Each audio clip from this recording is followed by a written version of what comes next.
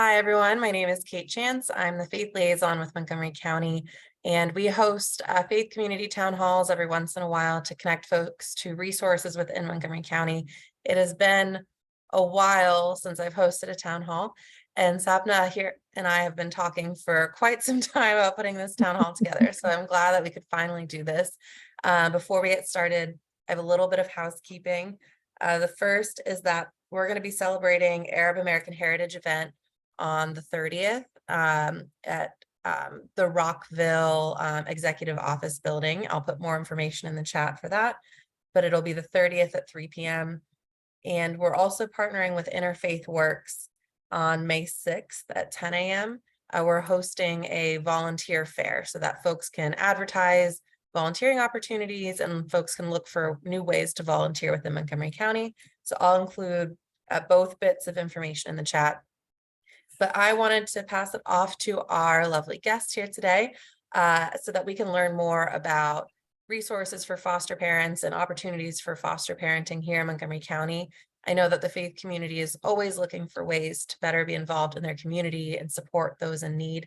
And being a foster parent is one of, I know, a very challenging thing for people to take on, but just such an important role in impacting young people's lives and impacting our community and our world.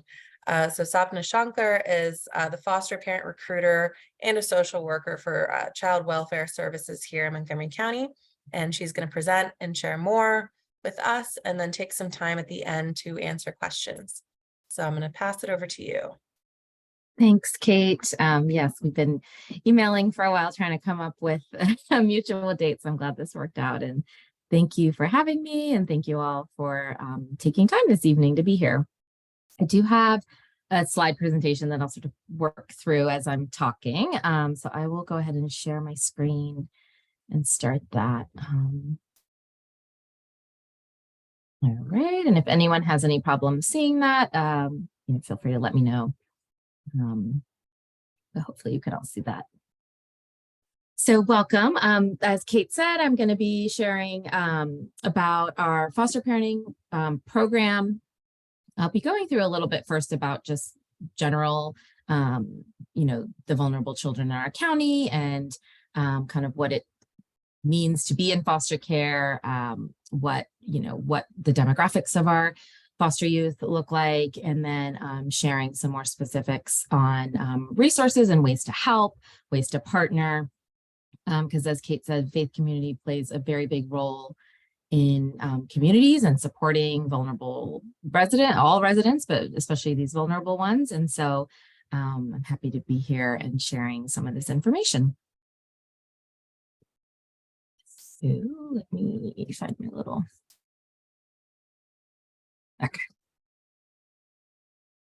So I am the one of the foster parent recruiters and a social worker with Child Welfare Services. I work also to license and support existing foster parents. And by license, I mean that I work with them and complete their home study and make sure that they meet all of the state requirements to become a foster parent, and then support them once they are foster parenting children in their home. And I've been working with foster parents for about 14 years, and I'm newer to the recruiting role, so it's a really fun part of the process that I'm enjoying a lot. And one of the reasons why I'm happy to be here this month is some of you may already know that it is Child Abuse Prevention Month, April is. And childwelfare.gov has created some of these outreach graphics, and so I'm just sharing this, and I've included their website. They have a lot of great resources and information and tools to use at all different levels. And one of the things that they highlight here are there are actions we can take at all levels to address the root causes of maltreatment and provide meaningful support. And so all the many ways that faith communities support residents through all the many resources they provide really do help prevent child abuse. So it's a really important support to the community and support to us eventually, because it means children don't have to come to our attention because the child abuse is being prevented. And their kind of acronym this year or slogan is "We Can," which stands for Work to End Child Abuse and Neglect.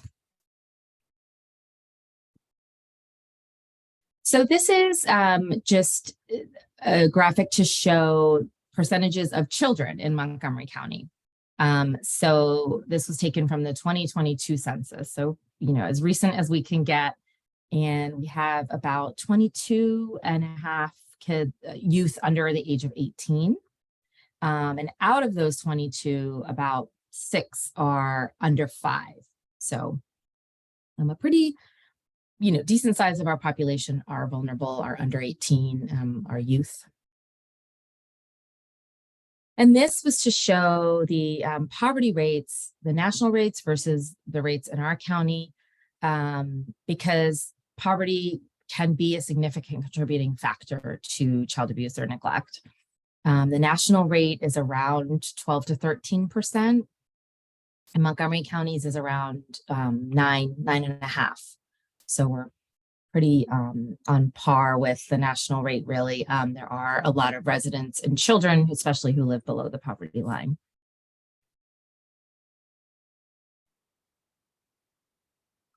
So what is foster care? It is care in a home environment, ideally. The caveat to that is for youth whose needs are very high and they're not able to live safely in a home environment. And so they may live in a group care setting where there's more treatment, more providers, more staff, more adults for supervision. But ideally, the first step we always want to try to do is keep children in a home environment if they are in foster care. Foster care is also temporary. We aim to remove a child from an unsafe situation while we help the biological parent remove the risk or work on the risks that led to their child being placed in foster care. So foster care is always started as a temporary option for immediate safety. And like I said, it's provided while services are being provided to biological parents to make sure that they're receiving supports for themselves and supports around parenting, safe parenting. And foster care is intended to eliminate the risks and increase the safety for the child to eventually return back to their original home environment. So why do kids come into foster care?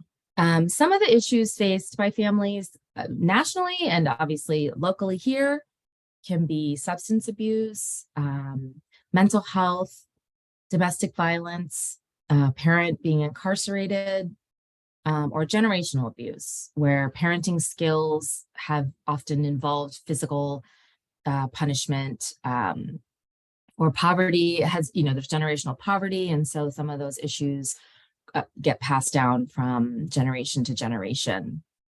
And these issues don't mean that a family experiencing one of these issues does not always mean automatically that their child is placed in foster care. These are just some of the contributing factors. There could be families who are experiencing these who are still maintaining appropriate care and planning for their children to remain safe, even if they're experiencing these difficulties.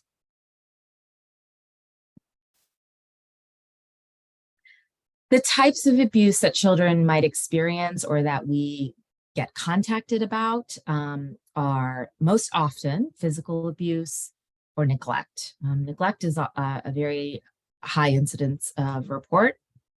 Physical abuse also for a visible injury or a child reporting that something happened to them. Sexual abuse and mental injury are things that we often find out once a child is in foster care. They're receiving therapy. They might start talking about things that happen once they feel safe. So those sometimes aren't the original reason why a child would have entered foster care.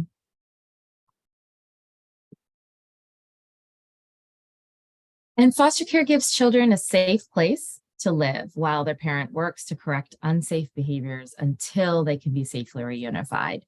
And so that's really always the intention, is that we really want to wrap around the child as well as the biological parent, along with the foster parent, and kind of help everybody ultimately support that child to return home.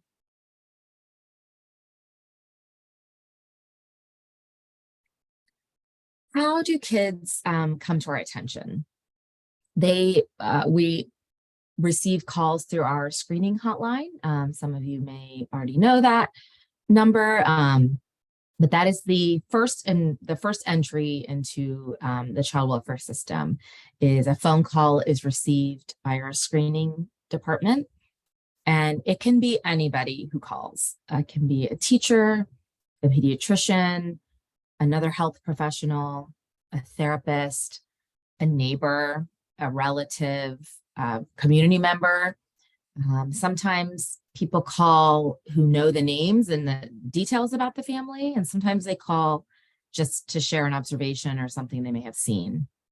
So it's really a general catch-all screening hotline, hence the name. There are experienced social workers who ask questions, ask guided questions, and they then determine what needs to happen next.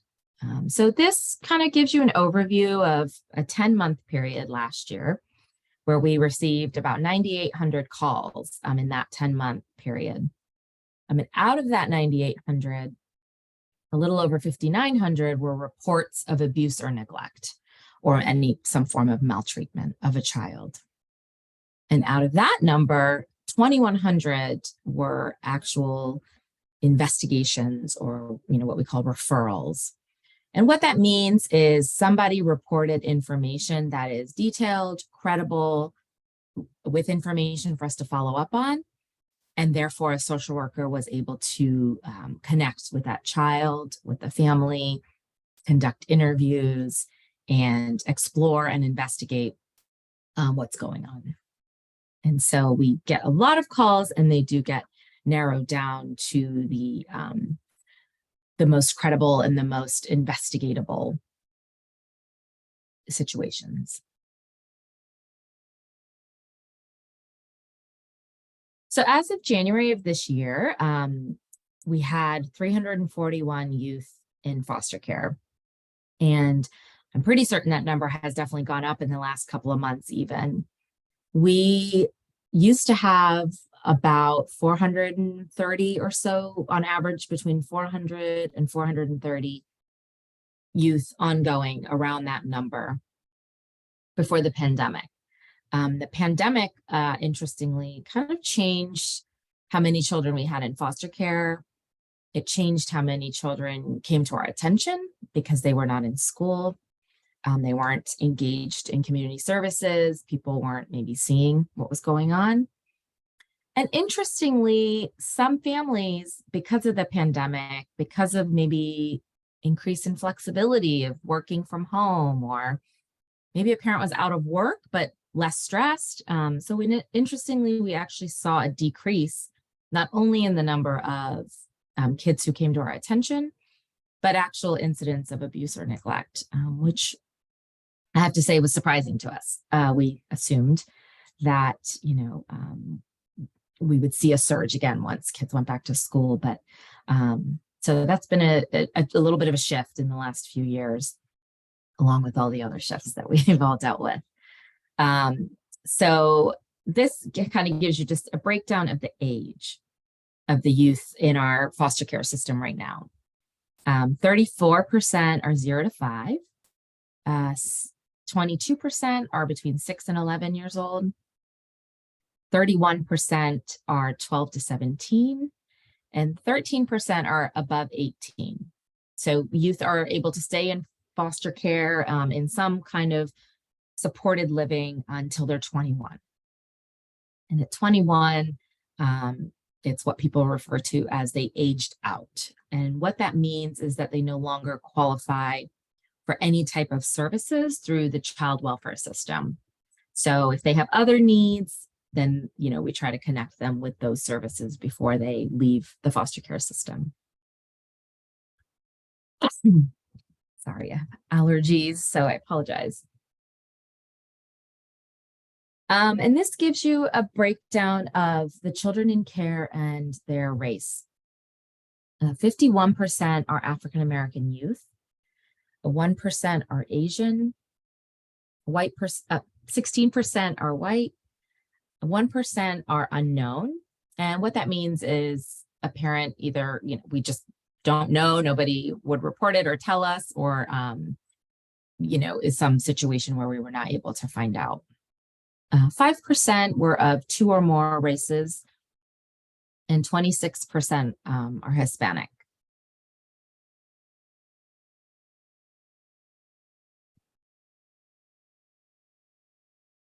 So as you can see with that pie chart, there are kids in all age groups who are in foster care, and therefore we need families for children of all those age groups.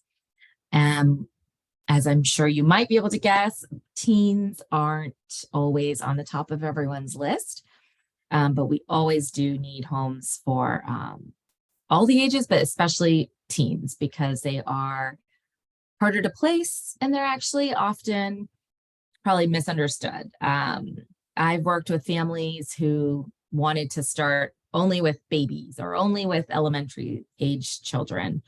And, just on a fluke, they may have had a teenager placed in their home. And I have one family in particular who now only wants teenagers. They realized the amazing ways that you can connect with teens if you kind of, are open and provide the right environment. And sibling groups. We live in a county where housing is fairly pricey, to say the least. So not everybody has extra space. We also live in a time where more people are teleworking. So a lot of, we have lost homes or maybe had trouble recruiting homes because of, people have lost bedrooms to offices and things like that. So we particularly need homes for teens and sibling groups. And this little graph on the side just kind of gives an idea of what kind of numbers we deal with when it comes to sibling groups. So we have a lot, as you can see, 42 groups of 2 siblings. 10 of the sibling groups were 3 kids. 4 of them were 4 kids. 2 of them were 5 children. And we had 5, this was in the last, that 10-month period, 5 groups of 6 siblings. So naturally, they were not able to all remain in the same home, but we at least try to place them, as many of them together as possible, so that they can maintain that bond and see each other and keep their sibling relationship.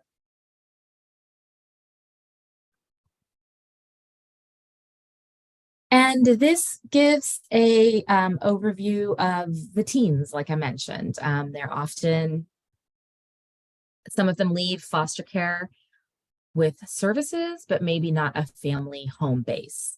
We try to connect them with their own relatives or anyone who is in their lives who they can maintain a connection with. Because nobody, even at the age of 21, is out in the world without a need to have a place to go, whether that's for the holidays or just, are having a bad moment in life and need some support. So we really do try to connect teens with a home base, even if they're not living in a foster home. Sometimes that might be a foster home they used to be in, and they maintain that connection. And the reason is because, as you can see from the graphic, the statistics aren't great for some of our youth. Many of them go on to have children of their own at a young age. They may have experienced substance abuse issues. Some are incarcerated. Many experience homelessness, and they are at high risk for trafficking when they are living on the streets. And many were unemployed. So we really have worked, there's a lot of initiatives and there's a lot of work going on nationally and locally to really improve all of these outcomes for our older youth.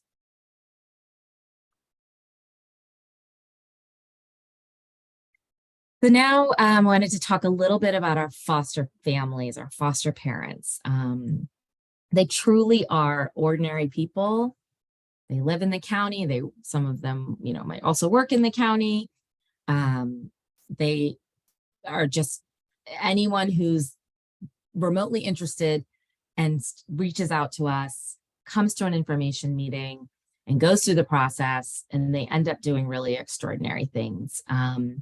They come from all different backgrounds and all ages and stages and all sorts of living arrangements and different ways. The things that they make work are truly, truly amazing. So as of last October, we had 152 foster families. We probably have a few more than that now since October. So I would say maybe around 160. And we're always looking to increase that number because it's really, truly a goal to have way more families than we have children who need families. Because it means that we have more than enough. It means children have options and we can match them better. And, we can make those placement decisions. And our foster families, like I said, come from all different backgrounds. We have married couples, we have straight married couples, same-sex married couples, cohabitating couples, single foster parents who maybe started married and are divorced and now are still foster parenting. We have homes where they have had children, currently have children, never have parented, have maybe adopted through the foster care system and continue to provide foster care. We have homes with pets, without pets, and we have families where both parents are working, or if it's a single parent, they're working, or maybe we have some where one parent maybe stays at home, and they, like I said, make so many situations work. So it's quite amazing. And I mean, I could go on for a long time about the different qualities of our foster families, but I just tried to pull out the main ones that they all seem to have and that you almost need to become a foster parent. They're loving, they're patient, they're very flexible, they're very open, and just the last two things here are they receive a full training curriculum before they actually are able to become licensed and before they're able to accept a child in their home. And that training is what's called trauma informed. So all of our foster families are taught from the beginning that children entering the foster care system have experienced trauma. By virtue of being in foster care and being removed from their home on an emergency basis, which is almost all of our placements are done that way, they experience a trauma just by virtue of that. And that does not take into account everything that they had been experiencing prior to coming into foster care.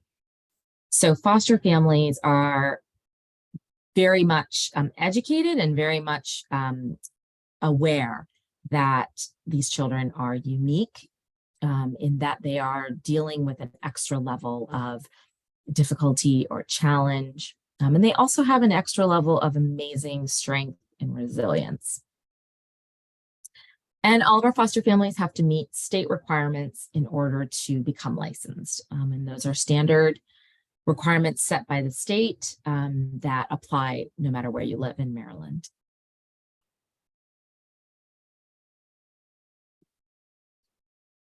So the reason I have teamwork makes the dream work here is because foster families, foster parents are a very, very, very integral part of a very large team.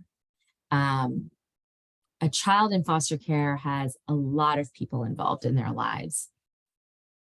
They have foster families, they have biological families, they may have siblings in foster care, they have their school, they have an attorney, they have visits in their schedule, They may have a therapist, or most of them would have a therapist. They may have extra developmental or educational services. And some of them have what's called a CASA, which is a court-appointed special advocate. So there's a lot of people that are in their lives, and our foster parents are the central point of contact. They're the person kind of scheduling and organizing and making all this happen. They're also the people that know the most about the child because they live with the child and they see everything they're going through every day. And so they are very, very, very integral part of this very large and important team.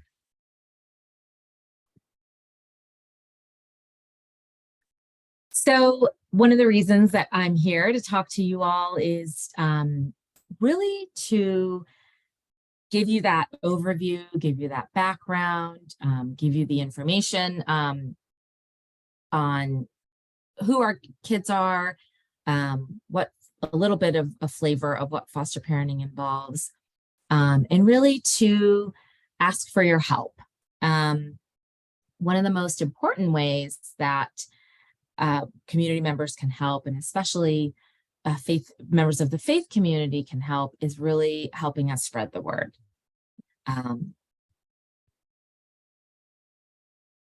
And so of caring for the care, you may have heard that phrase.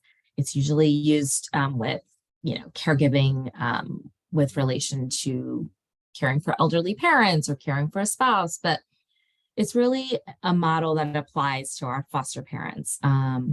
We as a county have all these children who are in foster care. And we as a county, as members of the community, can do a variety of things to support those children. So for some, that path might be to become a foster parent, but not everyone can do that. And not everybody wants to do that. And that's perfectly okay. But everybody could take a small action to support the carers, to support the foster parents, to really help them care for the children in their homes.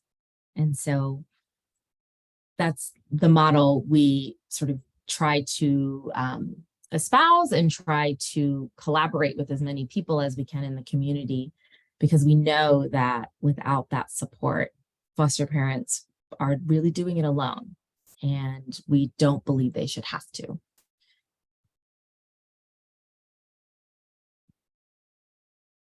Oops. Sorry, my little graphic did not, something got shifted there, but that heading is supposed to say community partners. So we've listed here some other organizations we work with, and that may be of interest to you as well. You may want to support them or reach out to them or partner with them, because again, even supporting these organizations helps support us. And so it's all a network, and it's all to kind of cast the net as wide as we can to support these vulnerable kids. Foster the Family is a fantastic organization. They provide a lot of direct support to foster families. They provide support groups, kind of care packages, supplies.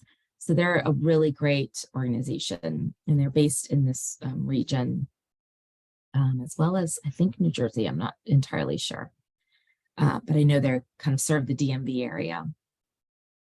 And the CASA program, the court-appointed special advocate, that is a fully volunteer-based organization where people volunteer to be connected with a child who's currently in foster care, and they become part of the system in the sense of they're one of the providers, and they write a report to the court. They go and develop a relationship with the child. They take them out. They talk to them if they're old, if they're verbal and old enough to express themselves. They find out what they want and what their preferences are. And they really, help to support everyone else involved as well. They often develop relationships with the foster parents as well. They can be a really strong support to them. And the YMCA mentoring program, they have a fantastic mentoring program. If we have people come to us who maybe aren't ready to become a foster parent, we do often let them know about this program because it's a great way to support a child. And some of you may already know of this organization as well, but Comfort Cases is a very a fantastic organization based in the county. We have partnered with them for a long time.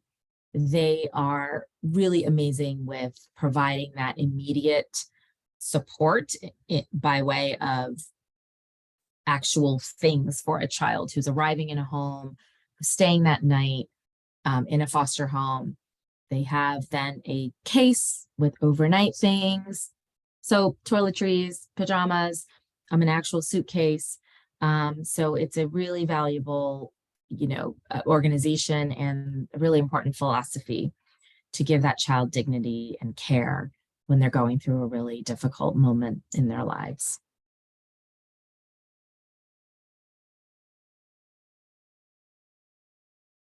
So like I said, the other very valuable way that people can support us is sharing, sharing our website, sharing our email. The QR code is here too. It links you to this website, which lists all of our information meetings. The information meeting is the very first step that anybody interested in becoming a foster parent has to take. They attend an 1.5-hour session online, and it gives a very broad overview, but a very detailed overview of the system and of the requirements that a foster parent must meet in order to become licensed. And that email goes to our recruiting email address, which anybody can reach out to us there. They can express interest in attending an information meeting. They can express interest in partnering with us in some way, asking questions. It's checked daily, so that's another easy way of getting in touch with us. And it's a really huge help just to share the idea that we even exist, because as funny as that may sound, a lot of people here and there may have heard of foster care or foster parenting, but they may not actually know what it is or what it involves, or that, there's a program through the county.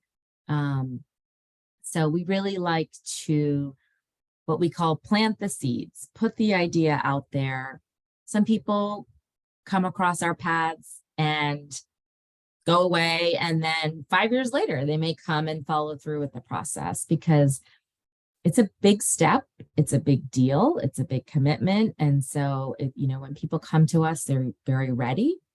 And when they're not ready, they still might take in the information and let it simmer. So like I said, just putting the word out there that we exist, putting the word out there that we have, 300 some odd children in foster care right now, or that, teens need a lot of help. Or that we need homes that can take multiple children. So putting those specific needs out there can also be very helpful.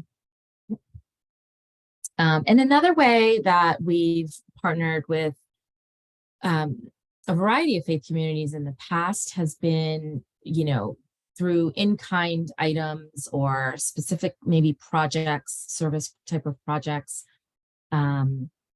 And that is another way that we've developed some relationships with some different faith communities in our county.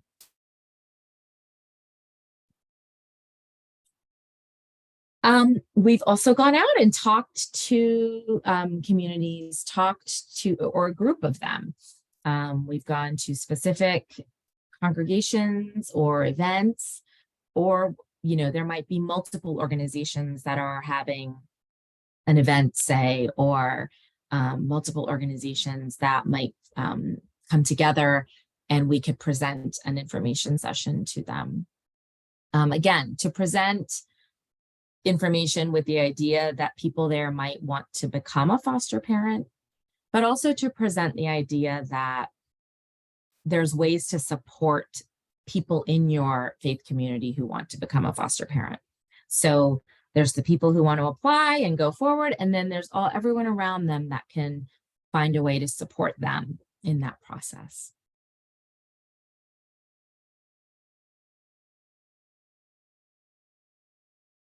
Another really useful thing to kind of spread the word on, or just for you to be aware of, is that May is National Foster Care Month. It's also Foster Parent Appreciation Month. And so we actually have an event for our licensed foster homes. It's a very nice dinner. Childcare is provided so that the foster parents can come and kind of enjoy an evening and be recognized for all their amazing, valuable, hard work. And this as well is from childwelfare.gov. Again, they have a lot of fantastic resources on Foster Care Month as well on their website. And their theme this year is strengthening minds and uplifting families. There's a really big movement currently. There's been one, but it's becoming bigger, to really support the idea of the partnership between child welfare services, social workers, foster parents, with the biological parents, and really kind of wrapping around giving them what they need to help them get to where they need to be to have their child back safely with them.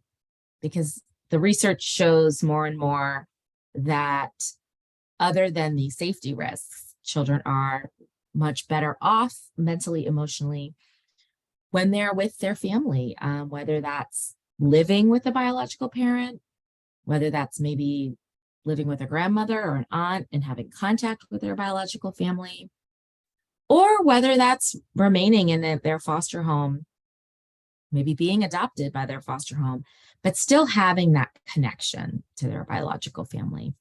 And so that's a really important movement right now. And I think that's another really important way that community members can be involved with helping these biological parents who may have needs that are related to poverty, needs that are needs around housing or food and security, needs around health, mental health, substance use, things like that, that are really important for them to be able to access here in our community so that they can continue to improve and so that they can continue to visit with their children, build that relationship, and continue that relationship. And the strengthening minds part is really around our youth and really helping them with their own emotional and mental health as they're kind of going through their own journey in the foster care system.